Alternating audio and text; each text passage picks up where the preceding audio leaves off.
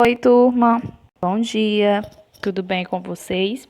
Eu sou a professora Janaína Alves, da Escola Franklin Moreira Xavier, e hoje daremos início a mais uma aula de português. Hoje estudaremos o gênero conto, e para isso eu trouxe essa sequência dos elementos do gênero conto. Vamos lá. O gênero conto, ele é um gênero narrativo ficcional. Ele é narrativo porque ele tem a função de narrar, e ele é ficcional porque é uma narrativa do imaginário, é uma narrativa que nós inventamos. O gênero conto, ele apresenta narrador. Os narradores podem ser personagem, observador ou onisciente. O narrador-personagem é aquele que participa da ação, ele é um personagem e, ao mesmo tempo, ele narra. Já o narrador-observador, ele apenas observa o que está acontecendo, ele não participa das ações. O narrador onisciente, ele é bem parecido com o narrador observador. Porém, o narrador onisciente, ele sente o que os personagens sentem. O narrador observador, ele apenas observa. O narrador onisciente é como se sentisse o que os personagens estão sentindo, vivesse tudo aquilo junto com os personagens. E nós temos também os personagens, né? Eles são divididos em protagonistas, antagonistas e secundários. Como vocês bem lembram, protagonista é o personagem principal. Os antagonistas são os vilões. E os secundários são aqueles outros personagens do texto que dão um tipo de base aos outros, né? Dão um suporte aos demais. E nós temos também o enredo do conto. O enredo é as sequências de ações, né? É onde se desenvolve o começo, o meio e o fim. Ou seja, todo o corpo do texto, ele é chamado de enredo.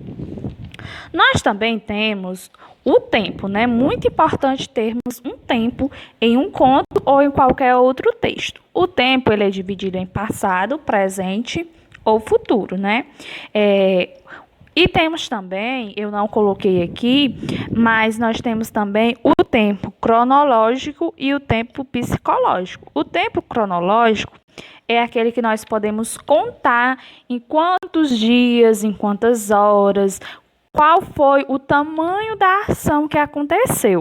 Já o tempo psicológico é aquele contado pelas lembranças, que a gente não pode identificar em quanto tempo se aconteceu. Tá bom? Nós temos também um espaço, que é onde se desenvolve toda a situação, né? Onde os personagens estão situados. E por último, nós temos o conflito. O que é um conflito? É um problema. E aí é no conflito que uma situação é gerada por uma das ações iniciais, né? Eu disse para vocês que tem um enredo, que é começo, meio e fim. Então, o conflito, ele vai acontecer a partir de uma situação que foi gerada e aí vai fazer com que as outras ações sejam tomadas pelos personagens e assim solucionar o problema. Ou seja, o meu texto começou bem legalzinho e em determinado ponto aconteceu um problema que foi gerado pela situação inicial. Então, todas as vezes que eu falar em conflito, você já vai saber que é um problema. Tudo bem? É muito importante também que vocês escrevam essa parte aqui no caderno de vocês. Não é obrigatório vocês fazerem do jeito que está aqui. Podem apenas escrever abaixo um do outro, mas muito importante que escrevam, tá bom? E agora nós vamos para a parte da estrutura do conto, né? O conto, ele costuma ser estruturado em 4 partes: introdução, desenvolvimento, clímax e conclusão. Como eu já disse para vocês, um texto, ele tem começo, meio e fim. E um conto também, né? Ele é estruturado em começo, que é a introdução, em um desenvolvimento, que é o meio, e dentro do desenvolvimento nós temos o clímax, né? Que nós vamos já saber o que é o clímax. E o fim, que é a conclusão. Então, vamos ver cada uma dessas partes. A introdução é o início da narrativa. Nela, podemos descobrir o contexto da narrativa. Quem são os personagens, qual é o espaço e o tempo nos quais a história vai ser narrada e quais são os primeiros acontecimentos dela. Então, dentro da introdução, geralmente pode ser um parágrafo ou 2 parágrafos, vocês vão identificar quem são os personagens, qual é o espaço e qual é o tempo em que essa narrativa está situada. Depois, nós vamos para o desenvolvimento, que também é chamado de complicação ou surgimento do conflito. Como eu expliquei para vocês, o conflito é o problema. E o conflito ele vai estar dentro do desenvolvimento. Apresenta as ações que modificam o estado inicial da narrativa. Vemos o conflito, que é a situação problema, que fará os personagens agirem para resolvê-lo. Ou seja, a partir do momento que eu apresento o meu conflito, o meu problema, eu também vou ter de apresentar soluções para resolvê-lo. Depois da complicação, do conflito, vem o clímax, né? Como eu já havia falado para vocês. O clímax é o momento de maior tensão. É quando o problema está no auge e as ações tomadas definirão o rumo da história. Ou seja, conflito e clímax sempre caminham junto. Eu tenho um conflito, que é o problema, e eu tenho um clímax, que é aquele momento de maior tensão, aquele momento que a gente fica por saber o que vai acontecer. Tipo em uma novela, você fica curioso para saber o que vai acontecer, que fica pensando, será que esse personagem vai morrer? Será que vai acontecer um acidente? É isso o clímax. E o clímax é justamente a resolução do meu conflito, é tentar resolver o problema. E por último, eu tenho a conclusão, que é também chamada de desfecho ou solução do conflito. Como o nome já diz, é o final da história. É aí onde será provavelmente diferente de como o conto aconteceu, de como a narrativa aconteceu. A narrativa aconteceu de uma determinada forma e às mil maravilhas. Em determinado ponto do texto, nós tivemos um conflito, um problema. E no final, nós vamos resolver esse problema. Então, nós temos 3 ações diferentes. Nós temos um começo, nós temos um meio e nós temos um fim. Entendido? Eu trouxe esse texto, A Festa no Céu, que é um gênero conto, para analisarmos juntos, após a leitura, todos os elementos que eu citei anteriormente. A Festa no Céu. Quem já observou com atenção um sapo, certamente notou sua feiura. Boca grande, olhos esbugalhados, pele áspera e fria, verrugas por toda parte e corpo achatado, como se alguém tivesse pisado sobre ele.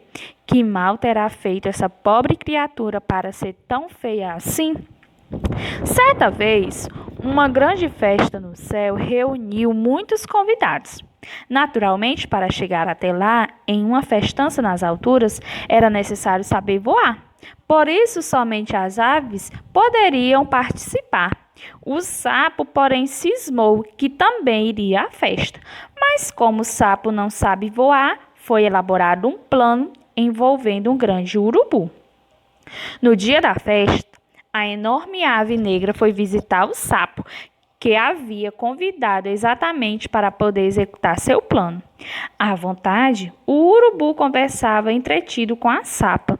Enquanto isso, com a desculpa de ter que ir para a festa na frente, pois anda muito devagar, o sapo se enfiou sorrateiramente na viola que o urubu levaria para animar a festa e pacientemente aguardou a hora de viajar. Sem desconfiar da trama sapal, o urubu alçou voo com a viola tiracolo, rumo ao céu.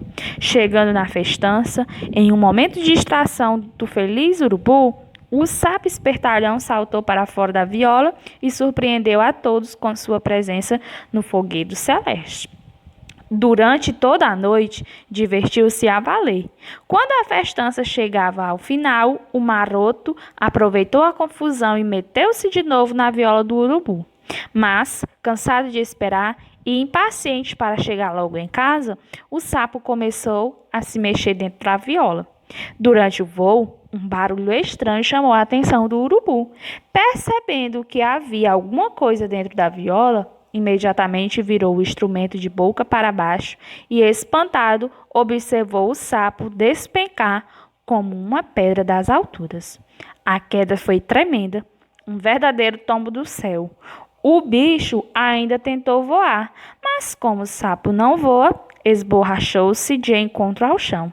Desde então ficou assim, boca enorme de tanto gritar, olhos esbugalhados de pavor e o corpo todo amassado, cheio de dobras e manchas, o que restou do maior tombo de sua vida.